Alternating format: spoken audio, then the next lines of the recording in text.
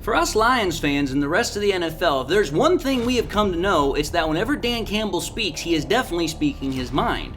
Well, recently he was asked about Jared Goff's recent performance in the Texans game, and he was very blunt and straight to the point. We're going to talk about it, so stay tuned. What are we? What makes us what we are and what we're going to be? It's grit. It's what we started with last year, guys.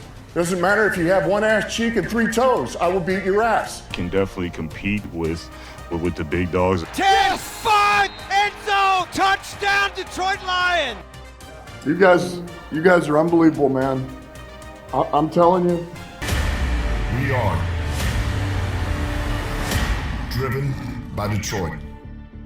Hello, Detroit Lions friends and family members. Welcome on back to yet another episode of MCM Motor City Mania. I'm your host, David T. Pike, and as always, we're diving on in. My friends, I'm going to tell you this right now. If there's one thing that I can say with 100% certainty has been one of the most refreshing aspects of being a Lions fan over the last 4 years, it's that we do not have to try and go through some sort of like code book to try and figure out what the hell our coaches are trying to tell us or what our GM is trying to tell us. If y'all know exactly what I'm referring to, back when freaking Matt Patricia and Bob Quinn were in charge, they were very tight-lipped, they were very cryptic about what the hell it is they were doing. It was like everything was a damn secret and nobody was entitled to any information outside of the organization. Well, ever since Campbell and Holmes have come in, the exact opposite is true. Now, obviously, they don't tell everything, but if we want to be entirely honest here, the transparency between them and freaking Quinn Tricia is night and day difference. They are very open about what they're trying to do. They may not give us all the details, but they're like, listen, we're definitely working on something, or that's something we have thought about. They're not trying to hide anything. So when we are having this context here, understanding what just happened in the Houston Texans game is very important when we have this conversation. Obviously, all Lions fans know that the game on Sunday night against the Houston Texans was not exactly the best showing by the Lions offense. And it certainly was not Jared Goff's best showing. And I'm just going to be honest. As a Goff fan, that definitely was not something I enjoyed watching. But as a fan of offense, as a fan of the Detroit Lions, it was nauseating. It was absolutely nauseating to watch how this offense that has been so good looked so bad for the majority of the game. Now, I've already talked about that at length before. I'm not going necessarily back down that track, so don't think this is another repeat of that. But here's what I will say. When Goff had the performance that he had, instantaneously people started saying, well, that screws over his MVP chances. That's done. There's no chance he's going to get the MVP. He literally screwed himself, and now we have to start wondering if this is the Goff that we're going to get because we had our little run. Now he's the turnover machine again. Okay, I'm going to tell you this right now. While I would like to forget that performance, and I'm sure Goff would like to not have that performance on his resume, let's analyze what truly is going on here. In the game against the Texans, Goff went 15 of 30 for 50%, 240 yards, 8 an average a throw, 2 touchdowns, 5 interceptions, 59.7 passer rating. I'm going to say this right now. Just writing that literally made me nauseous and made my stomach turn when I was doing the notes. But keeping this in context, that was without doubt Goff's worst game this year and probably his worst one as a Lion. But let's just put this in perspective here, shall we? Not only was it bad because of the interceptions, at least from the fact of there was 5 of them, Goff had 15 incompletions, right? Well, if we put that into the proper context of what had happened prior to that, Goff had the same amount of incompletions almost combined as freaking the last 4 games prior to that. He had 17 in the last 4 prior to the game against the Texans. And prior to that game also, Goff only had 4 interceptions, but left that game that we're referring to with 5, making it now 9. So, okay, yeah. Comparatively, his performance that he had prior to versus that game, I'll just say it. It was putrid. It was bad. There's no two ways around it. So, obviously Lions fans acknowledged it, but acknowledging it and understanding that are two different things by how do you put it in the right context and the right perspective by understanding what's going on here. I can give you all what my opinion is. I can say all the things that would be on my mind. But I've always held the highest authority on this for the one person that everybody should listen to. And it's not me. It's not any other analyst in the business. It is Dan Campbell. All I do is provide an intelligent opinion on statistical facts and everything else on what's going on not only in other places around the NFL, but for the Detroit Lions. But as we all know, I'm not an NFL professional. So what I say, at least on official things, is not something that most people are going to hold a lot of water on. But with Dan Campbell, different story. So, what did Dan Campbell say about Jared Goff's performance against the Texans? Well, Dan Campbell had a very long quote, but it was very straightforward and to the point. So I'm going to break this up into two separate quotes. So that way, one, I can explain both, but also two, I can provide my opinion in between. Here's what Campbell said. He said, forget the one, and he's talking about interception, right before halftime. That was a Hail Mary. We were just trying to get it up, hoping a prayer. Didn't work out. So now you're down to 4. Really, only one of them was kind of, okay, I get it. Okay. That's the first one. That's the first part of the quote. So what Dan Campbell is already saying right off the bat, he's like, listen, of those 5 interceptions, we're not even going to talk about one of them because it's a Hail Mary. You already know going into that play, there's a 50-50 chance it's going to get intercepted because that's what everybody knows is coming. So it's like you already take the risk. You already assume the possibility it's going to get intercepted. So it's like, listen, that one, there's not really anything to do about it. It's like you already know there's a possibility, because everybody knows it's coming. But then Campbell took it up and he said, listen, of the remaining 4 that were out there, he's like, there was only one that was kind of like, okay, yeah, that one was bad. And he's not even saying it was definitely bad. He's just saying it was kind of bad. It was kind of like, okay, that one could have been better. So, okay. By my math, what Campbell's trying to say is that 4 of the 5 interceptions that Goff threw should not even have happened or counted. But what exactly did Campbell say on that? He followed up. He then said the rest of those, and I'm referring to the other ones he hadn't talked about, it just kind of was circumstance. There's some things that happened. The one to Laporta, it was a good throw. That's what we tell him, and he's referring to Goff, to do. Laporta was a little late getting his head around, and then he didn't quite get himself to the ball, but the timing says rip that ball. We were a little off. Okay, so let's just do some simple math here.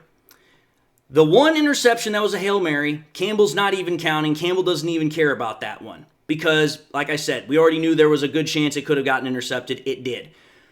Then we take a look at the other interceptions.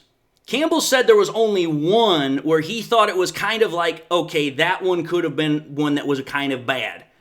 But let's think about it then. There were the two interceptions where Goff had his pass tipped at the line one time because like I said, Sewell did not engage his blocker, which allowed him to have a free release to put his hands up to bat the ball up or down. The second time, Goff got hit from the backside because, again, Sewell got beat on his block around the edge, which, again, allowed the ball to be tipped at the line and intercepted. And then Campbell just talked about the interception that Goff threw to Laporta. He said it was a good throw. It was exactly what they wanted him to do. Campbell's saying that Laporta was actually late on getting his head around. Goff made the right read. He made the right throw. He put it right where it needed to be. Laporta just was not at the right spot. The timing was a little bit off. Now, whether that was because maybe Laporta was slow out of his break, maybe he got, chipped, something, who knows? But the point of the matter is that according to Campbell, the only interception then that he's like, it could have been better, or it has something that could say, yeah, that was not a good decision, was the one throw to frickin' Jamison Williams. Which, if y'all recall, I said in my previous episodes that that's the only one that I really thought that was actually Goff's fault. Because Goff should not have thrown that because it was short, it was behind, it just was not a good throw. Wasn't a good decision. But other than that, the other 4 interceptions were not on Goff. That's my opinion, and then Campbell backed it up. Now, that's all fine and dandy. People are going to be like, well, whatever, David. That could just be the coach defending his quarterback. Even if it isn't, you know what? It doesn't really matter because at the end of the day, it's not going to change the statistical numbers. Goff still threw 5 interceptions. Okay, yeah, you're right. Fair enough. And so if we kind of look at it, the simplified sum up version here is that Campbell looks at Goff's performance and pretty much made 2 things clear.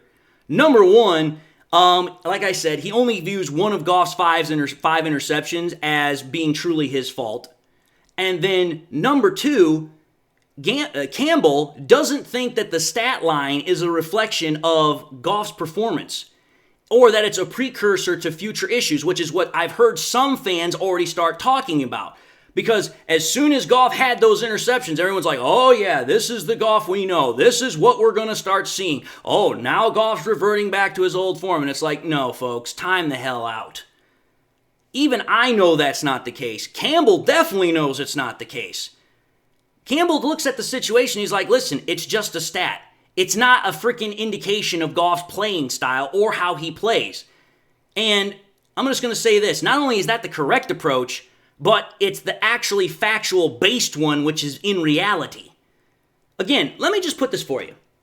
Goff was 15 of 30 for 240 yards, 2 touchdowns, and 5 interceptions. Okay, he was just under 60 in his passer rating. Yeah, not a good night.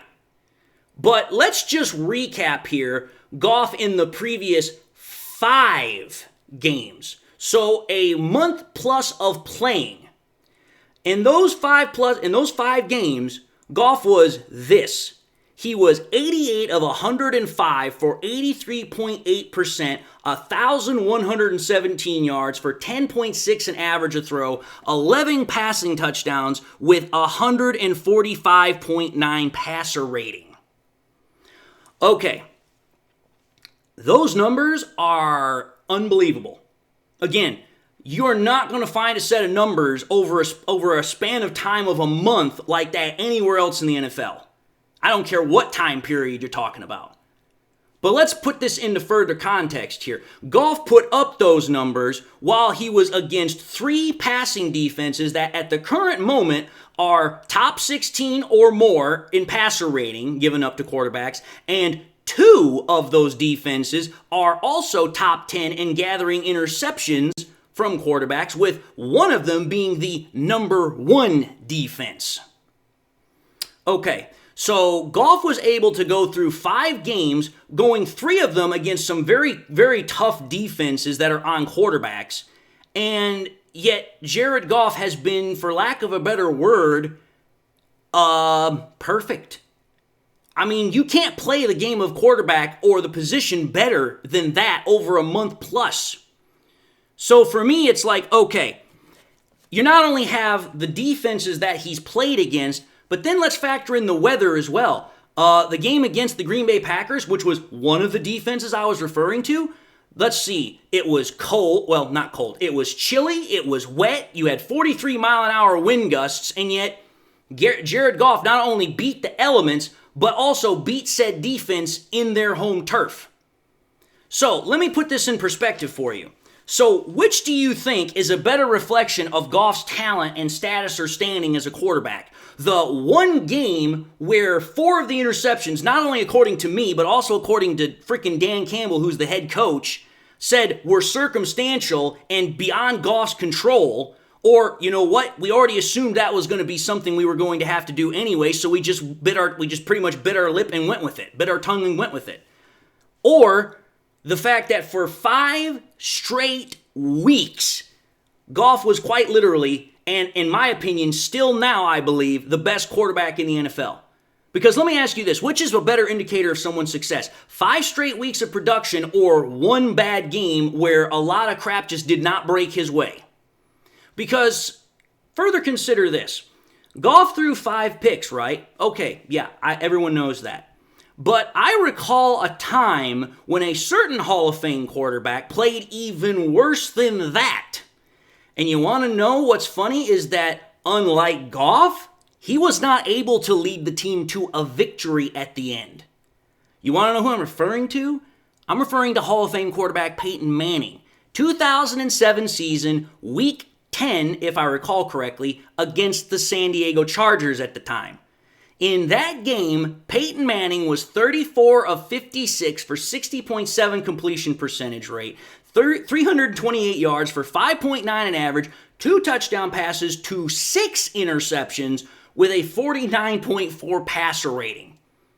Think about it, folks. This is 2007 Peyton Manning. This is like Peyton Manning at the top of his powers kind of thing. Okay, I went back and I watched the highlights of that game.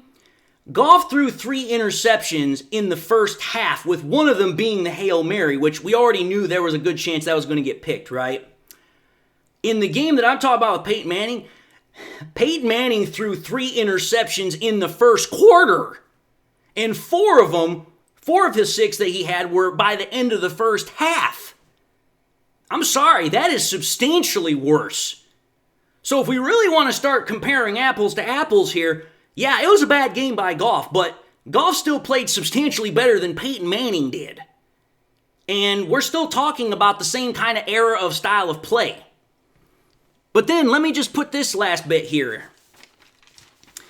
Obviously I know, like I said, many people want to say that this game ended, Goff's MVP chances. And you know what? Maybe it did.